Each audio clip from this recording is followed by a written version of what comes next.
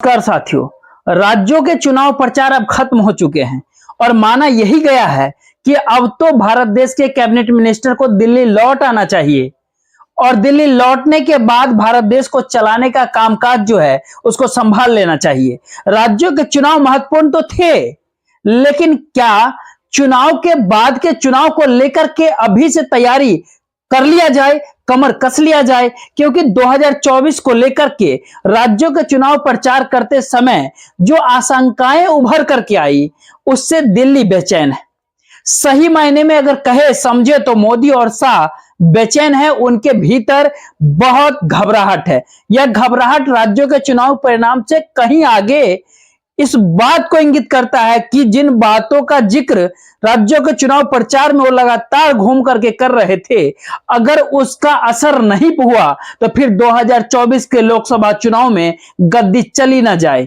यानी जिस सत्ता के आश्रय इस देश को बीते 10 सालों से अपने अनुकूल बांधे रखा है, जिस बातों का ऐलान कल्याणकारी योजनाओं के जरिए और फिर लाभार्थियों की तादाद के जरिए करते चले गए, क्या केंद्र की योजनाओं के लिए तो फिर भारत देश की सेना से लेकर के नौकरशाही तक को इस दौर में लगा दिया गया। लेकिन इसके बावजूद भी अब स्वयं सेवक भी काम पर लग जाए और कार्यकर्ता भी काम पर लग जाए। लेकिन इससे आगे एक सवाल उठता है कि राज्यों के चुनाव प्रचार अब खत्म हुए, अब तो देश के गृह मंत्री और प्रधानमंत्री नरेंद्र मोदी को दिल्ली में आ जाना चाहिए। प्रधानमंत्री पहुंच गए, उन्हें समझ में आ गया कि अब एक दिन तो दूर की बात है, 1 घंटा भी बर्बाद नहीं करना है।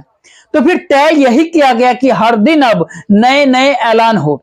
इन ऐलानों के जरिए ही जो लाभार्थी हैं वो भाजपा के पक्ष में वोट जरूर देंगे और भारत देश के गृह मंत्री जो बिसात बिछाते हैं चुनाव को लेकर के, वह तेलंगाना के भीतर चुनाव प्रचार करने के बाद दिल्ली में ना बैठे, वह तमाम राज्यों में घूमते नजर आए और खासतौर पर जहां पर भाजपा की सत्ता नहीं है।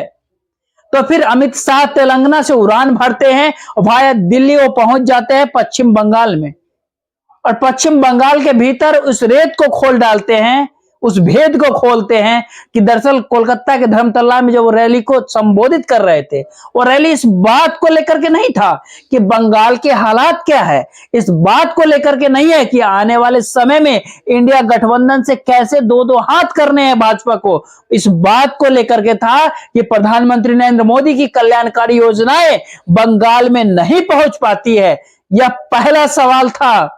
अगला सवाल था जो वोटों के ध्रुवीकरण के दिशा में सीएए और एनआरसी के जरिए भारत देश में हो सकता है, तो फिर उसका भी ऐलान खुले तौर पर यह कह करके करते हैं अब इसको आप रोक ही नहीं पा सकते।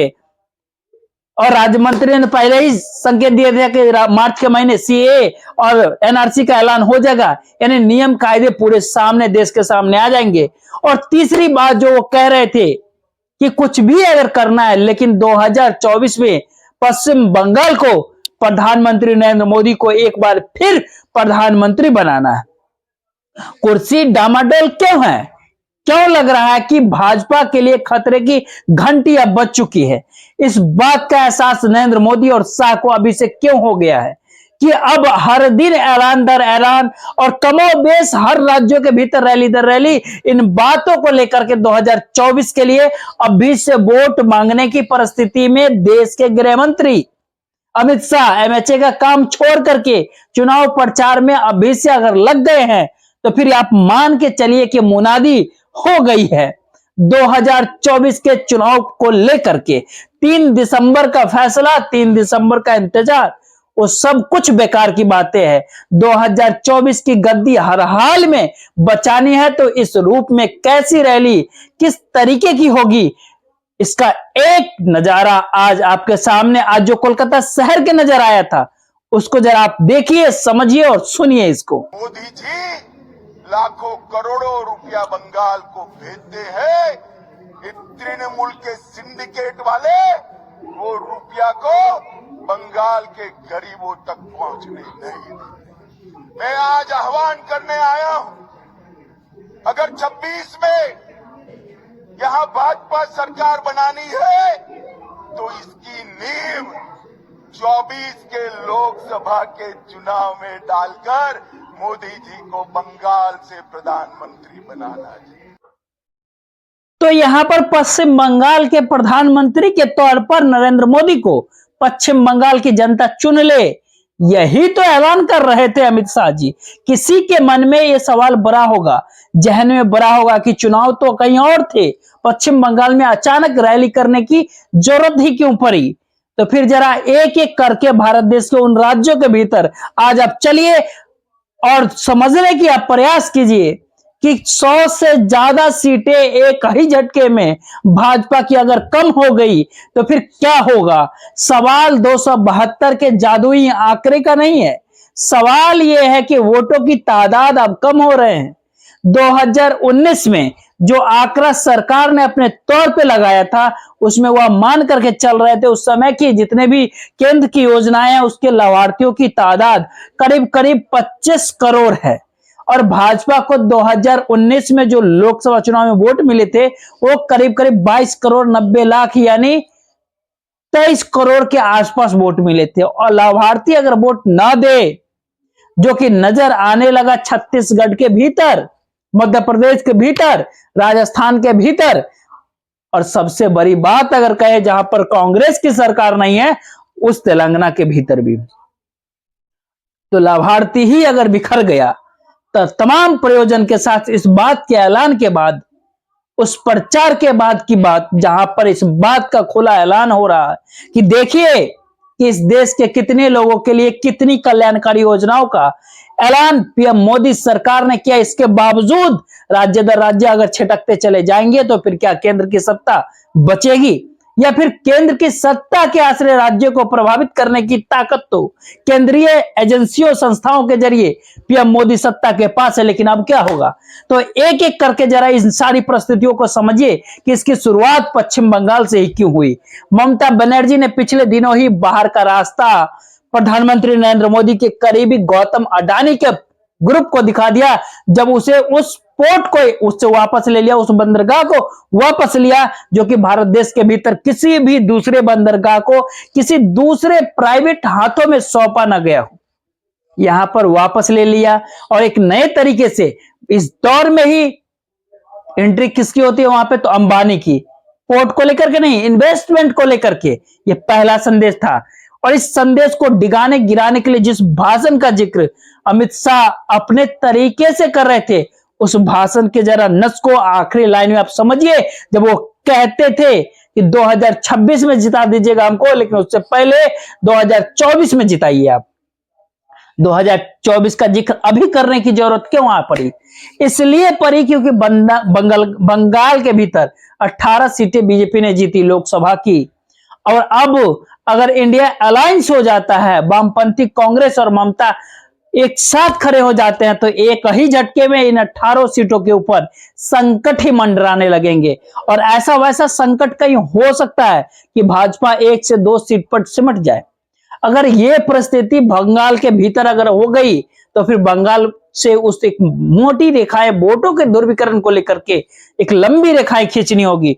और उसी दिशा में तेलंगाना के जरिए जो रॉब बनी हुई थी, उसी के मद्देनजर पश्चिम बंगाल की राजधानी कोलकाता के भीतर खासकर देश के गृह मंत्री दिल्ली के कामकाज छोड़ते हुए चुनाव रैली में पहुंच गए। अब सवाल होता है कि सिर्फ बंगाल का जिक्र क्यों, जहां पे से 42 में से 18 सीटें 2019 में भाजपा ने जीता था। अगला सवाल बिहार का भी आता है। बिहार के भीतर भी तो 40 सीटें में से 17 सीट भाजपा के पास थी। और तब जब नीतीश कुमार साथ थे, जब रामविलास पासवान जिंदा थे, और अगला रैली अगला दिशा जो बिहार के उत्तर बढ़ी, जहां पे लोगों को साथ लेना है पर्दे के पीछे तिक्रमों के आश्रय, उस दरार को और चौड़ा करना है जो गाहे बगाए कुछ कुछ मुद्दों के आश्रय जेडीयू और आरजेडी के बीच किसी भी रूप में कोई तलवार खिंच जाए, इस बात का संदेश देते हैं, अंदेशा देते हैं, जैसे जीतनराम मांझी के जरिए ओबीसी के भीतर एक लंबी रेखाएं कैसी बनाई जाए, या फिर जातिगत जनगणना को लेकर के एक दलित जब ये कह रहा है कि गड़बड़ी हुई है, तो फिर कोई राजनीतिक धारा भाजपा के लिए क्या निकल जाएगी, क्योंकि वहां की 17 सीटें बिहार की मायने रखती है। अब तो नीतीश कुमार भी साथ नहीं है बिहार में, जो कि 16 सीट जीते थे। रामविलास पासवान के बेटे और उनके भाई आपस में झगड़ते हुए दिखाई देते हैं, जो 19 में साथ थे, लेकिन अभी उन 6 सीटों पर भी वो कब्जा कर पाए, यह भी सवाल है। तो फिर क्या है, बिहार में भी सिंगल डिजिट में आ जाएगी भाजपा। महाराष्ट्र प्रदेश की राजनीति के भीतर शिवसेना साथ छोड़ चुकी है, उसको तोड़ दिया भाजपा ने। एनसीपी गाहे बगाहे लालच दे दी थी, लेकिन शरद पवार साथ आकर खड़े नहीं हुए तो भतीजे को तोड़ दिया। लेकिन क्या महाराष्ट्र के भीतर 23 सीट जीते थे उस समय उद्धव ठाकरे साथ थे। आज की तारीख में उद्धव ठाकरे साथ नहीं है, यानी जो शिवसेना 18 सीटों के ऊपर जीती थी, जो भाजपा 23 सीटों के ऊपर जीती थी, सेंध वहां पर भी लगने वाली है। और क्या पूरे ओरिजिनल माना जा सकता है कार्बन कॉपी को? क्या इस सवाल है महाराष्ट्र की राजनीति में। तो फिर कौन सा दिन होगा जब सुप्रीम कोर्ट यह फैसला देगा और आयोग भी एमएस को लेकर के अगर रेड कार्ड दिखा देता है तो फिर क्या होगा? मुश्किल और होगी। जो एमएलए को लेकर के महाराष्ट्र प्रदेश के अंदर कोर्ट में केस है, सुप्रीम कोर्ट में रैली वहां होगी, सारी प्रक्रिया इंतजार नहीं कर रही 3 दिसंबर को लेकर के। ये एक कदम आगे आगे देखिए। झारखंड के भीतर आप जाइएगा तो 14 में से 11 सीट भाजपा ने जीता था। और इस महीने की शुरुआत में, नवंबर के महीने की शुरुआत में प्रधानमंत्री क्यों गए थे झारखंड? और वहां पर जिन बातों का ऐलान किया, वो विकसित भारत संकल्प यात्रा, उसके भीतर प्रधानमंत्री नरेंद्र मोदी की वहां मौजूदगी थी। बंगाल, बिहार, महाराष्ट्र और झारखंड कुल 142 सीटें पुरते हैं और यहां से करीब करीब 69 सीटें उस समय भाजपा के पास थे। 2019 में 69 सीटों में कहां, कैसे, किस रूप में सेंध लगेगी, यहाँ के सांसदों से जरा पूछ करके आप समझिए, वो कह देंगे कि हम मुश्किल हालात क्यों हो गई है। और इन मुश्किल हालातों के बीच जैसे ही अगला कदम आप तेलंगाना के दिशा में आगे बढ़ाएंगे, वहां पर आप क्या, भाजपा ने सिर्फ 17 में से 4 सीटें ही जीती। लेकिन अब यहां पर सवाल होता है कि अगर तेलंगाना की हवा अगर यह कहने लगे कि कांग्रेस वहां सत्ता बना सकती है, तो फिर भाजपा की 4 सीट का संकट नहीं है, संकट तो बीआरएस के 9 सीटों का भी है। अगर हैदराबाद के भीतर सेंध लग गई तो भारत देश के भीतर पहली बार मुस्लिम समुदाय के भीतर जो सवाल है, केंद्र के भीतर अल्टरनेटिव के भीतर जो राज्य स्तर पर कैसे रेंग रहा है, ये सारे धड़कने जो है उसके भीतर की किस रूप में बढ़ी है, यह भी खुलकर के नजारा सामने आ जाएगा। तो फिर क्या यह मान लिया जाए कि तेलंगाना में तो अभी तुरंत प्रचार खत्म हुआ, लेकिन अगली फेज में तेलंगाना फिर पहुंचना है, और खास तौर पे हैदराबाद और सिकंदराबाद में भाजपा जीतती है, हैदराबाद में एमआईएम जीतती है। सवाल उठता है कि वहां पर भी सीट अगर 4 से कम हो जाती है, बीआरएस की सीटें कुछ कांग्रेस के पास लोकसभा में चली जाती है, तो फिर आंकड़ा तो वहां पे भी हिलने लगेगा। और अगला रास्ता इसके बाद कांग्रेस में जाता है, उसी कर्नाटका में जहां तमाम दाव हिंदुत्व के बजरंगबली के नाम पर बजरंग दल को लेकर के खेला गया और जेडीएस को इस दौर में साथ ले लिया गया। यहां तक कि जो जेडीएस में देवगौड़ा प्रधानमंत्री जब थे, उस समय में उसके करीबी सबसे जो थे, जो वहां उनको भी दरकिनार कर दिया गया। लेकिन लोकसभा को साधने के लिए सब कुछ किया जा रहा है, क्योंकि 24 में गद्दी गंवानी नहीं है और इसका एहसास अब हो गया है भाजपा को। जिस डीके शिव कुमार के जरिए आंध्र प्रदेश के और उसके तेलंगाना के भीतर भी सेंध लगाने की जो प्रयास कांग्रेस खड़ी कर दी, जब अपने राज्य के भीतर होंगे तो वहां पर सेंध कैसे लगेगी? अब इसीलिए ये बहुत बड़ा सवाल है कि आखिर कर्नाटक के भीतर 28 में से 25 सीटें जीती थी, एक ही झटके में वो आधे से भी कम तो नहीं हो जाएगी। क्योंकि इस समय में येदियुरप्पा को आपने दरकिनार किया, सबने देखा। येदियुरप्पा के बेटों को प्रदेश अध्यक्ष क्यों बनाया, ये सबने जाना। तो फिर क्या सत्ता के लिए एक नए तरीके की फिलॉसफी यादों को बदलने तक की ऊपर आ पड़ी? क्या ये परिस्थिति भाजपा के भीतर हड़कंप मचा रही है? क्योंकि ये रास्ता कर्नाटक से निकलता है, तो हो सकता है कि हिमाचल के दिशा में आगे बढ़े। 4 में से 4 सीट तो भाजपा के पास, और हिमाचल में सरकार बन गई कांग्रेस की। तो फिर वहां क्या होगा? क्या वहां पर भी 2 पर आ गए, या वहां भी सुपरा साफ हो जाएगा? क्योंकि हिमाचल तो एक ही दिशा में आगे बढ़ता है। हिमाचल उत्तराखंड का एक खासियत है, एक ही दिशा में आगे बहते चला जाता है। वो सवाल यही है कि अगर एक दर्राज अगर आप अगर झांकते चले तो फिर वक्त कहां पे समय तो है नहीं, 100 दिन का समय है, और 100 से ज्यादा जो सीट पे संकट है, जो बंगाल, बिहार, महाराष्ट्र, तेलंगाना, कर्नाटक, हिमाचल प्रदेश। लेकिन सवाल यहीं तक नहीं रुकती, उसके आगे बात हरियाणा प्रदेश की आती है। हरियाणा के 10 सीट में से 10 सीट जीत गई थी, दिल्ली में से 7 सीट जीती थी। तो फिर क्या 2024 में यह रिजल्ट दोहराएगा? तब खास करके तब जब हरियाणा के भीतर खट्टर सरकार को लेकर के और आपस में गठबंधन के भीतर की लकीरी भी खींच दी गई है, तो जो खुले तौर पे नजर आती है। जो वोट बैंक संभाले हुए पूरे अपने तौर पे उसका कद और विस्तार तो नहीं हो रहा है। तो ये संकट की घड़ी है भाजपा के लिए, वह क्या करेगी? इन सारे सवालों के आगे अगर बढ़िएगा तो आपके सामने 3 राज्य जिसके चुनाव परिणाम जो हिंदी पट्टी के खास तौर पर है, वह राजस्थान, मध्य प्रदेश और छत्तीसगढ़। जरा आप सोचिए, कल्पना कीजिए क्या स्थिति है इन 3 राज्यों में। कुल 65 सीटें हैं, इन 65 में से 61 सीटें 61 सीटें यानी भाजपा के पास। लेकिन सत्ता अगर पलटती है वहां पर तो फिर क्या होगा? और खास तौर पर यह भी समझना होगा, राजस्थान में जब वसुंधरा राजे सिंधिया थी उस समय सभी सीट भाजपा लोकसभा की जीत गई थी। उसके बाद वसुंधरा राजे को दरकिनार और हाशिए पे ढकलने का काम दिल्ली दरबार ने कर दिया।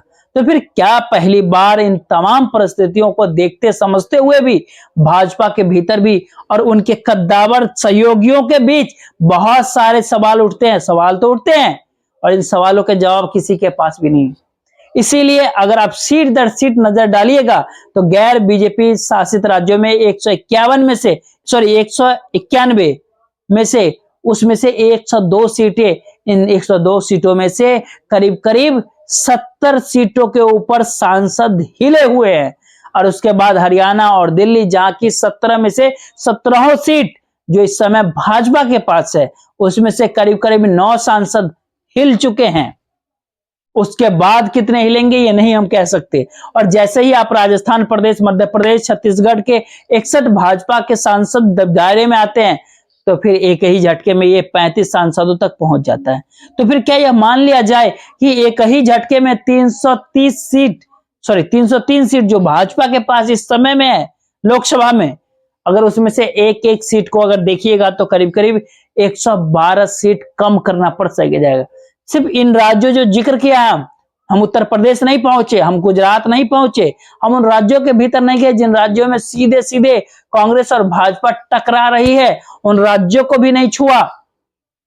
जहां पे उड़ीसा नवीन पटनायक की मौजूदगी है या जगन रेड्डी की मौजूदगी है या फिर स्टालिन की मौजूदगी तमिलनाडु के भीतर और जगन रेड्डी आंध्र प्रदेश के भीतर, हम केरल को भी हमने नहीं छुआ, वहां भी नहीं पहुंचा जहां एलडीएफ और यूडीएफ की लड़ाई होती है। लेकिन भाजपा अपने हक को कहीं ज्यादा दूरदृष्टि से आगे देखती है कि नहीं हमारी मौजूदगी है यहाँ पर। उन तमाम चीजों को आप छोड़ दीजिए, पूरा नॉर्थ ईस्ट छोड़ दिया, यहां तक कि असम प्रदेश भी छोड़ देते हैं। अब इस सारे परिस्थिति में आप सोचिए कि एक ही झटके में 112 सीटें, अगर उसको 100 ही सीटें आप मान लीजिएगा तो भी आप 203, 204, 202 से ज्यादा नहीं पहुंच रहे हैं और जो और कम हो सकती है। तो क्या इस बात का एहसास पहली बार हो गया है? और ये एहसास है क्योंकि इसीलिए आज अगर कोलकाता के धर्मतल्ला में अगर देश के गृह मंत्री अमित शाह नजर आए तो आज ही अपने घर पर प्रधानमंत्री ने कैबिनेट की बैठक बुला ली और उस कैबिनेट की बैठक में पहला काम उनका ये था कि 5 किलो मुफ्त अनाज जो गरीब कल्याण योजना के तहत दिया जा रहा था वो 2028 तक बांटेंगे। और उसके बाद नौकरशाही लग गए कि इसके कितने फायदे हैं। करीब करीब 11.5 लाख करोड़ रुपया इसके ऊपर खर्च होगा। अगला सवाल कोई भी कर सकता है, अभी तो 2024 का चुनाव होना है, अभी से आपने 2028 तक का बजट तय कर दिया क्या? और साल दर साल जो बजट आएगा उसमें क्या कोई दूसरी सरकार इस योजना को हटा नहीं सके या फिर इस योजना के समानांतर बराबर कोई दूसरी बड़ी योजना न ला सके? क्या ऐसी व्यवस्था करके आप जा रहे हैं? ये सवाल कोई भी कर सकता है। लेकिन मुश्किल यहां पर है कि प्रधानमंत्री नरेंद्र मोदी को हर दिन अब एक नया ऐलान करना है। देश के गृह मंत्री को हर उन राज्यों के भीतर पहुंचना है और घूमना है जहां पर अपनी राजनीतिक जमीन खिसक रही है या डगमगा रही है। उसको बचाना कैसे है, इसके उपाय ढूंढने हैं। और इसी पूरे लिस्ट के भीतर आप झांकिएगा तो प्रधानमंत्री नरेंद्र मोदी को कल 51,000 नौकरियों का ऐलान करना है। इसी तरीके से दिन भर हर दिन आप देखते चले जाइए कि एक नए ऐलान आएंगे। और क्यों आप समझ जाएंगे क्यों प्रधानमंत्री नरेंद्र मोदी हर दिन ऐलान कर रहे हैं। और उस ऐलान का असर इस देश के लाभार्थियों से जुड़ने का होगा और लाभार्थी वोट की शक्ल में भाजपा के साथ आकर के जुड़ जाए, यह सोचने और चाहने की इच्छा है। और इसीलिए तमाम कार्यकर्ता हो या फिर कैबिनेट स्तर के मंत्री हो, सांसद हो या फिर बीजेपी शासित राज्यों के भीतर के विधायक हो या फिर मुख्यमंत्री साहब ही क्यों ना हो, सबको एक काम दिया गया कि केंद्र की योजनाओं का ऐलान पंचायत और गांव स्तर तक में पहुंचाइए, जिससे वह समझ पाए कि अगर मोदी सरकार नहीं तो ऐसी योजनाओं से लाभ आपको नहीं मिलेगा।